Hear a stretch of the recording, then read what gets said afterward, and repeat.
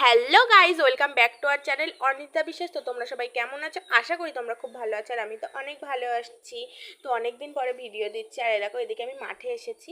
তো আমি এসেছি শাক তুলতে, পাটের শাক। তো এখন আমি গ্রামে রয়েছি, বাপের বাড়িতে। তো মা বাবা তো বাড়িতে থাকে না সারাদিন। তো তার জন্য আমিই চলে আসলাম শাক তুলতে ব্যাগ নিয়ে। এই রোদ্দুরের মধ্যে বাবান ঘুমাচ্ছে, ওর জন্য আমি তাড়াতাড়ি চলে আসলাম। তো এখন ঘড়িতে 4টে বাজে, রোদ্দুর তো থাকবে, তাও থাকবে। এখন তো দিন যেহেতু বড়, ওর জন্য রোদ্দুর তো থাকবেই। তো এদিকে দেখো আমি পাটের শাক তুলছি, আর এক এক হাতে আমার ফোন, আর এক হাতে আমি শাক তুলছি।